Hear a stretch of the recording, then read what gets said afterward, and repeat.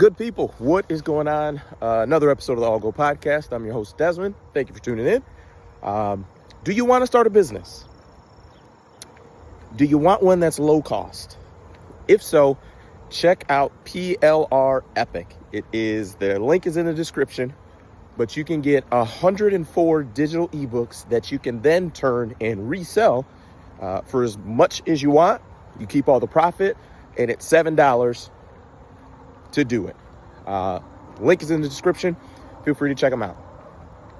But let's dive in. A couple things I want to talk about. Number one, first thing is quarterback, the series. We are in the new season.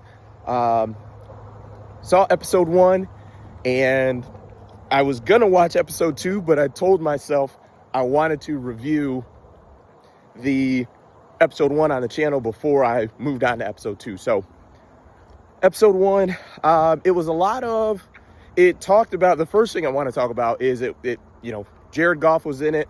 Obviously, it's the quarterbacks that are in it is Jared Goff, it is Joe Burrow, and Kirk Cousins. So it talked about, or it went through Kirk Cousins with, he tore his Achilles and kind of what his rehab has looked like and just how different things that he had been, that he was dealing with. And the early parts of the episode talked a lot about Jared Goff and, his time in LA with the Rams and how he got traded to the Detroit Lions and just the whole, everything around that atmosphere.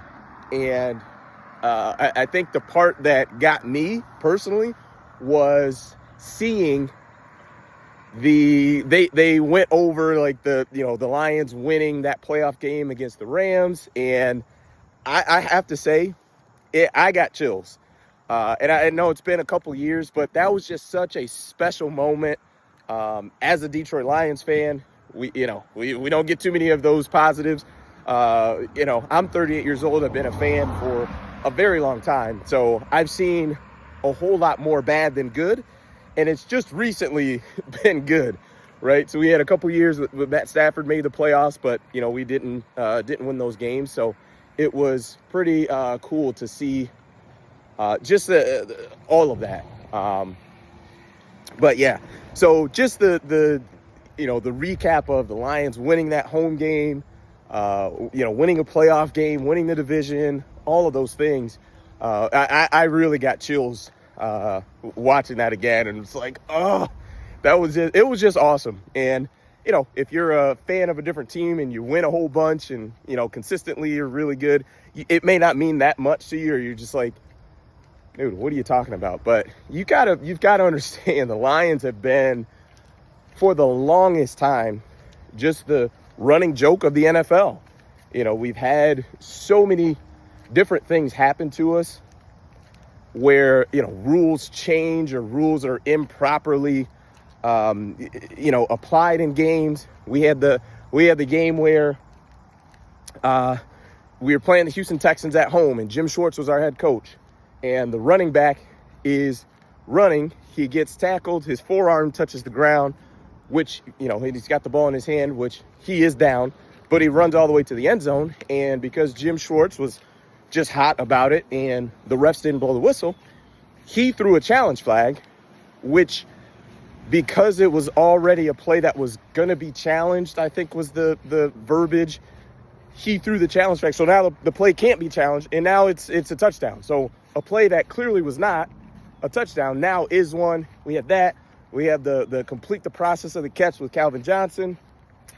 And that, it's so interesting because that would have been win number 1. I think we would have been 1-0. I think that was our first game of the season, if I'm not mistaken. But we end up, if I'm not mistaken, losing every game that season. I think that got us Matt Stafford that season. Just so many things. It's just the Dallas Cowboys, the pass interference penalty that got picked up with Brandon Pettigrew. It just a lot of things that has happened to Detroit Lions fans, and I commend Detroit Lions fans, as I am one, but of just like sticking with it, and now we get to enjoy, a good team. Who knows if we're going to win the Super Bowl? I think we should, and we better. But at the end of the day, we get to now enjoy a good team on a week-to-week basis. That's pretty cool. So that part was awesome. And then most of the episode was Joe Burrow, his connection with Jamar, just how last season went with those guys losing. They were 9-8, started off 0-2, and just not winning games. He was in general playing pretty well, but they just were in such a rut early on that they couldn't get out of it. A lot of it was because of the defense, but all in all, I thought the first episode was pretty good.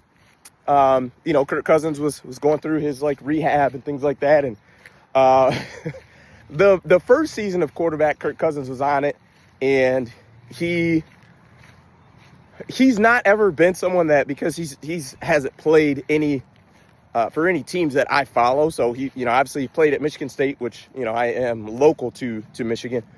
But I wasn't rooting for Michigan State or anything like that, so that didn't matter to me. Then he went to the Washington. That didn't matter to me. Then he went to Minnesota.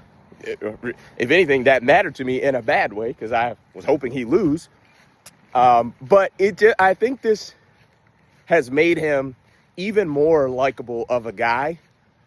Just seeing the behind the scenes for Kirk Cousins. The first season, I think was the same thing. He was super likable, just was really engaged with the fans, and just a likable guy. His internal dialogue that he's talking to himself is pretty funny. It was just really good. I really enjoyed the episode, season 1 or episode 1, and then I will probably tomorrow jump on and go review episode 2. The other thing I wanted to talk about is, now this is going to come off as I'm being a hater, and that may be the case, but, and if you can't tell, it's lightly sprinkling out. This Arch Manning discourse is nuts. And I've already mentioned it on the channel, of how little we've actually seen him play football in college. He might be the best quarterback that we've ever seen, but we haven't seen him play football. The way that people are talking about him right now, I mean, there were segments on sports shows that mentioned, mind you, we haven't played a single snap of football in the 2025-2026 season. Not one snap, college or pro. The discussion was, well, should Cleveland be getting ready for Arch Manning next year? We are absolutely losing the plot. The way he is talked about, you would think, was Andrew Luck at the end of his junior season. When Andrew Luck was a junior, people talked about how great of a quarterback he was. They're like, yeah, if he came out now, he'd be, the number 1 pick. And he's like, no, I'm going to come back for my senior season, so on and so forth. But we knew Andrew Luck was going to be the number 1 pick. But we had seen him play a whole lot of football to know that. We saw how athletic he was. And we have seen that with Arch. But we saw Andrew Luck's decision-making, which, if you play, a game and a half, 2 games, you're not going to know if a guy consistently makes really good decisions, especially when it's a team that's not very good. I mean, he started against Mississippi State. They were 2-9 last year. They were not a good team. So I just, like I said, he may end up being terrific. He may end up being awesome. He may end up being the number 1 pick and win an MVP and go further than Jaden Daniels did his rookie year. But we just don't know that. And the fact that we're just jumping into this is kind of crazy to me. I mean, what if Arch Manning, just stay with me. What if he throws 15 interceptions next season and completes 55% of his passes? What's going to be the talk then? Because at that point, it'll be, well, the potential's only good until you get to the place that you need to be, right? He could be potentially a top 5 pick. Well, that's the potential. Once he gets drafted, at that point, we throw that out the window. What can he actually do? So I just think we are, we've got the cart before the horse. We're all out of sorts with this, with Arch Manning. Now I do think I had a clip that I did was basically talking about my hot take for the next football season, and I think it is in this upcoming April draft, I think that crop of quarterbacks will be worse than the crop of quarterbacks that are rookies now. I just think these guys, Drew Aller, Nussmeier, I'm missing another one. But I just don't think these guys are good. I think these guys are going to get GMs fired.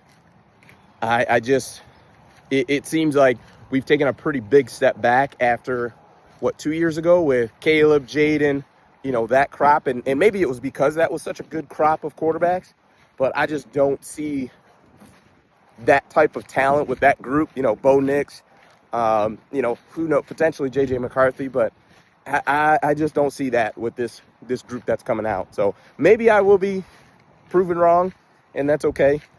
That's just part of putting your predictions and your opinions and thoughts in video form, is people can see them. So we'll see what happens. But that is it for me. If you've stayed to the end, go ahead and subscribe. Go ahead and like the video. Send it to a friend. I'd greatly appreciate it. That's it for me. Peace.